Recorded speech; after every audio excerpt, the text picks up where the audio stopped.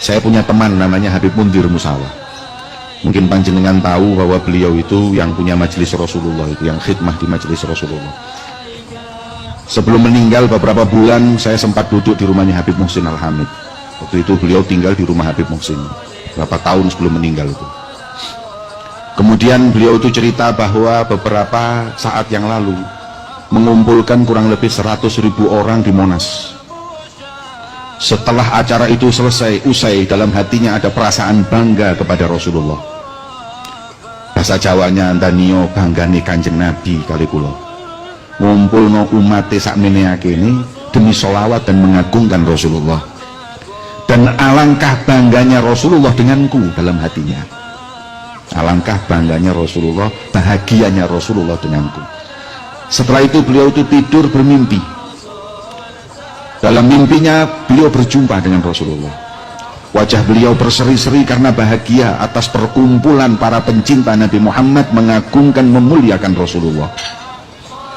Akhirnya melihat wajah yang berseri-seri terus, Habib Mundir bertanya kepada Rasulullah, "Ya Rasulullah, apakah kau bahagia dengan perkumpulanku tadi malam?"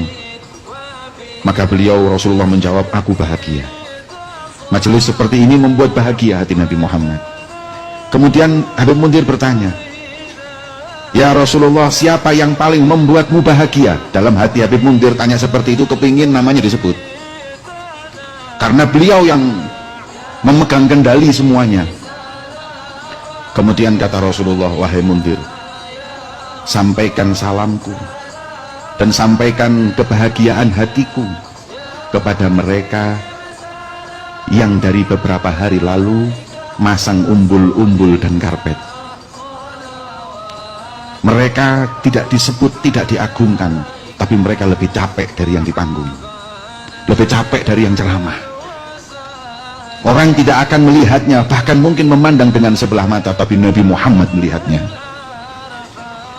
Orang tidak akan membanggakannya, tapi Rasulullah bangga kepadanya. Orang tidak akan mengagungkannya, tapi Nabi Muhammad mengagungkannya, bahkan menyebut nama mereka."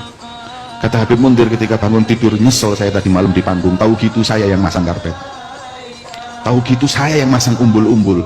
Kalau tahu begitu tingginya kedudukan mereka yang khidmah di majelisnya Nabi Muhammad ada di hati Rasulullah SAW."